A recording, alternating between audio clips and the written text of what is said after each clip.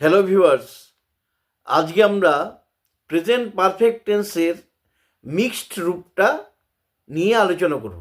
Mixed রূপটা কীরকম? যেমন অ্যাফার্মেটিভ, নেগেটিভ, ইন্টারোগেটিভ।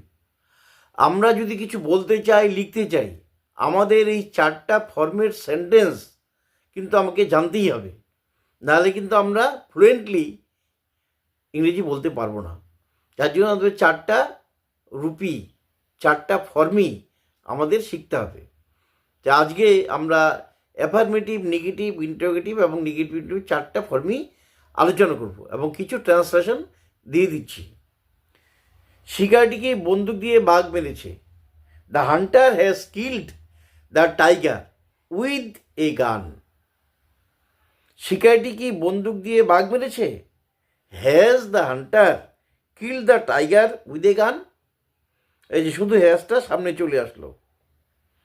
এইবার negative, the Hunter has not killed the tiger with a গান। এইবার negative interrogative, has not the tiger kill the has not the Hunter kill the tiger with a গান। ব্যাপারগুলো লক্ষ্য করতে হবে, সাবজেক্ট, ভার্ব, অবজেক্ট এবং পরে হচ্ছে ম্যানারটা, কীভাবে কাজটা হচ্ছে। যেমন the Hunter has kill the tiger with a গান, শিকারটি বন্দুক দিয়ে বাঘটি মেরেছে। কে মেরেছে? শিকারটি। দ্য হান্টার মেরেছে হচ্ছে ইংরেজিটা হচ্ছে হ্যাজ কিল্ড। কি মেরেছে? Object the tiger. কিভাবে? উইথ এ গান, একটি বন্দুক দিয়ে। তাহলে এইভাবে কিন্তু সেন্টেন্সের গঠনটা করতে হবে। এইবার এইটাকে নেগেটিভ ইন্টারোগেটিভ করতে গেলে শুধুমাত্র হ্যাজটা সামনে চলে আসছে। যেমন has the tiger, has the Hunter killed the tiger with a গান, আর সব কিন্তু অপরিবর্তিত। এইবার নেগেটিভে কি হলো? দ্য হান্টার হ্যাজের পরে শুধুমাত্র নটটা বসলো, তাহলে ইন্টারোগেটিভ হলো।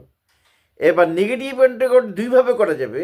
Has not the tiger kill the, has not the Hunter kill the tiger with a গান, এটাও বলা যাবে।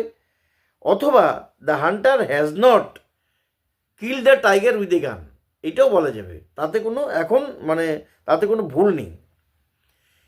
এইবার আরেকটা সেন্টেন্স আমরা আলোচনা করি। We have asked for help, আমরা সাহায্য চেয়েছি। We have asked for help, এটা হচ্ছে অ্যাফার্মেটিভ সেন্টেন্স। এবার ইন্টারোগেটিভ করতে গেলে শুধু হ্যাভটা সামনে আসবে।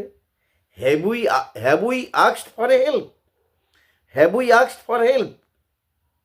এবার আমরা সাহায্য চাইনি।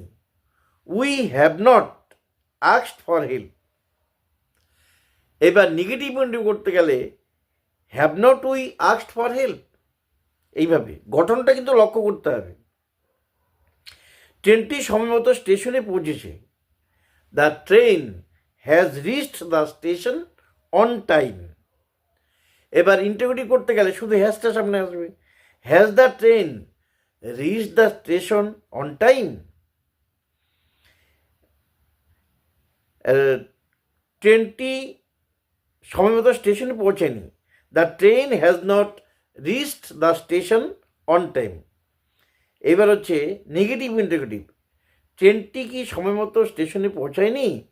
Has not the train reach the station on time.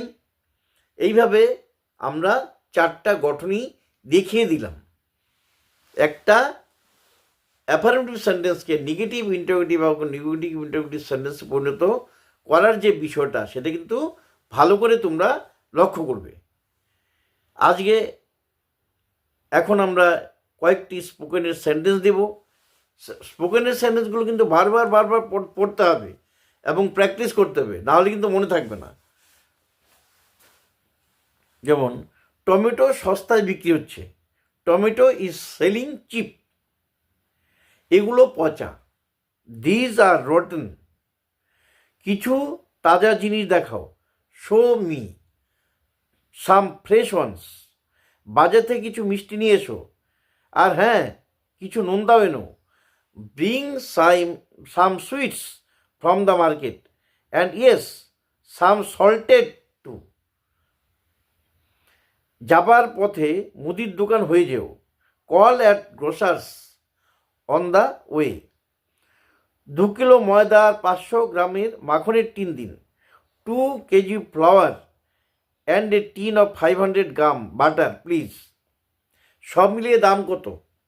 How much will that be together? 120 টাকা, 120 রুপিস। এই বইটার দাম কত? How much is this book please? এর দাম 10 পাউন্ড, 150 টাকা, $3.50। It is 10 pounds, rupees 150, $3.50। এই বইটার দাম কত? হাউ মাচ ইজ দ্যাট বুক? তো এইভাবে প্রতিদিন অল্প অল্প করে স্পোকেন ইংলিশ করব এবং আমরা বিভিন্ন টেন্স ধারাবাহিকভাবে আমরা কিন্তু আলোচনা করব এবং ডে ওয়াইজ প্রতিদিনকার ইংরেজি কিন্তু প্রতিদিনই পড়তে হবে এবং আগেরগুলো রিভিশন দিতে হবে। আজকে এই পর্যন্তই। Thank you.